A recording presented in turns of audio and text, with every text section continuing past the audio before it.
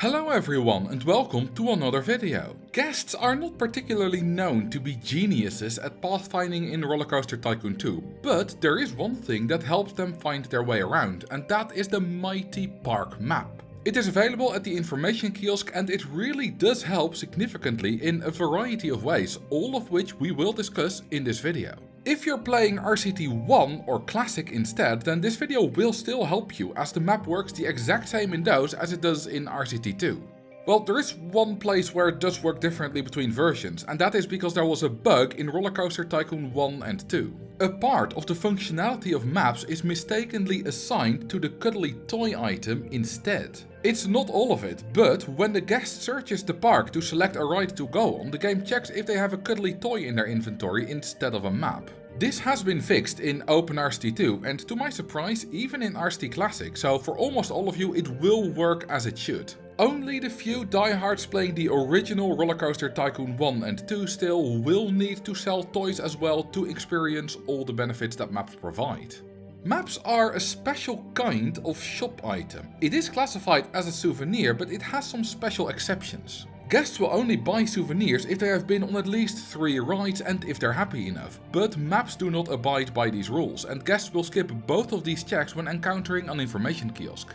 The only check that is still there is the price check. If the map costs 70 cents or less, then they will always buy it, but if it's more expensive, then there is a check that involves their happiness and a random chance. For the full explanation of how that works, you can see my video about how much you can charge for shops and stalls. The main takeaway here is that making your maps free to make sure that guests buy them, as I've seen some people do, doesn't actually make a difference. As long as they are 70 cents or less, which the default 60 cents is, then the price will never discourage a guest from buying it, unless they're completely broke, I guess. What can get in the way of guests buying the map is the umbrella, since it is sold at the same shop and the guest can only buy one item at a time. There are 3 shops that sell more than one item, which are the info kiosk, the souvenir stall and the art deco food stall. Guests always try to buy the second item first, and only if they decide to not buy that item, then they will try to buy the first one. Given that umbrellas are also a weird souvenir item with an exception, there is a bunch of different possibilities when a guest arrives at an information kiosk. Usually you place one at the front of your park in order to make sure that the guests buy a map as soon as possible. This works great because these guests have not ridden 3 rides yet, so they will always refuse the umbrella and go for the map. If they have ridden 3 rides, like these 1000 guests have, then it depends on the happiness and price checks. The umbrella is priced low enough, but a few guests fail their happiness check and buy a map instead. On the second time around, all the guests that bought an umbrella the first time will now buy a map the second time, as they cannot have 2 umbrellas. This changes when it rains, as then umbrellas get their special treatment, which is that guests will not only skip the 3 rides and happiness check, but even the price check. The only time a guest will refuse to buy an umbrella in the rain and buy a map instead is if they either already have an umbrella or if they just don't have enough money to afford it. The conclusion is that placing an information kiosk close to the park entrance is a very good idea, and if you also have a bunch of others spread throughout the park, then that will make sure that most guests have a map. For example, this park has had 11,150 guests enter the park, of which 9,220 have bought a map. And that is with just 3 information kiosks, of which one is all the way in the back, which has barely sold anything. The most optimal position for an information kiosk is straight on from the park entrance, like the pre-built one in the Canyon Calamity scenario. I let it run for a year, and of the 681 guests that entered the park, 662 bought a map, most of which immediately did so after entering. But what does a map actually do?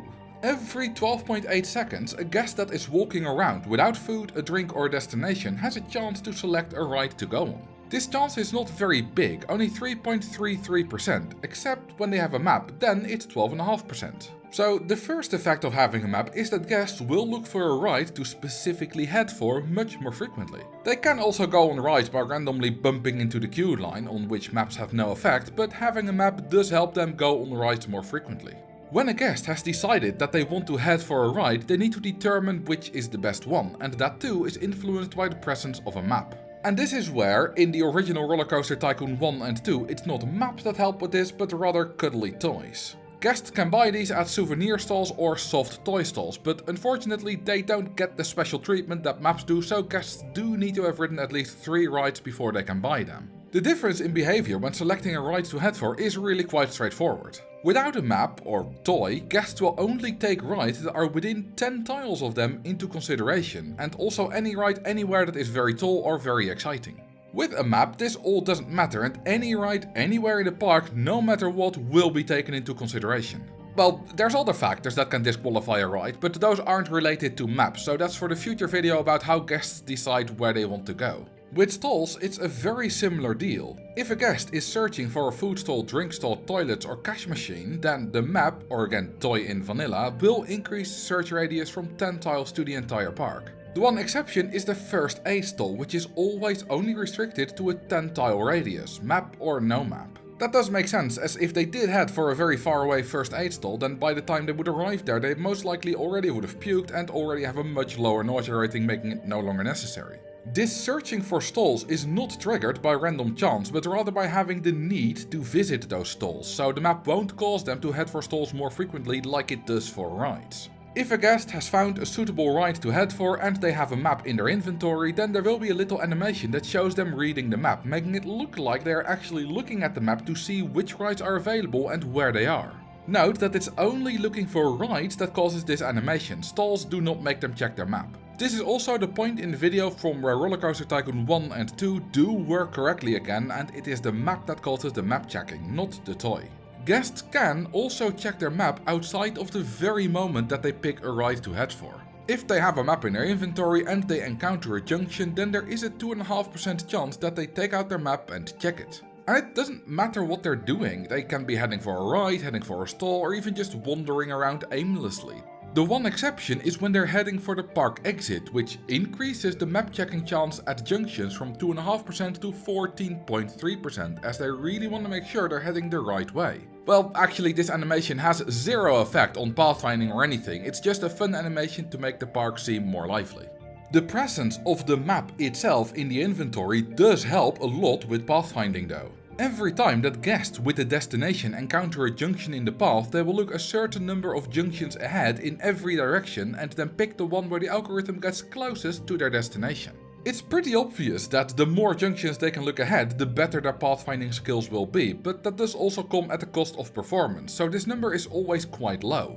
When guests are looking specifically for the park exit to go home, this number of junctions always starts out at 7 and then increases to 8 when the guest cannot find it and gets lost, so the map doesn't make a difference there, not with locating the exit and neither with actually finding it. Where it does help is when the guests are pathfinding towards a ride or stall. By default they can look just 5 junctions ahead when doing this, but if they have the magical piece of paper that we call a map in their pocket, this increases to 7 junctions. This makes quite a significant difference and will reduce the chance that guests get lost. It is going to be especially helpful in parks with wide paths. The game reduces these wide paths to a bunch of single paths for pathfinding purposes, but that does still introduce a bunch of extra junctions that wouldn't be there if it was an actual single path. This limits the pathfinding range and makes it more likely that guests get stuck. For example, even this very simple setup prevents a guest from pathfinding from the loop to the drink stall on the other side. But if we give them a map, then suddenly they can navigate around it, as while 5 junctions isn't enough, 7 junctions is enough. I'm honestly quite surprised by how quickly wide paths can cause issues in RCT 2 and Classic if you have a bit of a suboptimal layout, so use them with great care and build plenty of connections. OpenRCT2 has improved the pathfinding algorithm in various ways, so this setup isn't a problem even without the map, but a more extreme version of it can still have the same effect. Or take a look at this setup. Here there is a direct double path that leads directly to the burger bar and also a very long single path around it. Because the double path has more than 5 junctions, the pathfinding algorithm cannot fully get through it. That's not necessarily a problem, because as long as it can take the guest closer to the destination, it still works, and it can do that. But because the single path doesn't have any junctions on it, the algorithm can get all the way to the burger bar via that one, and therefore it will send the guest that way, the long way around.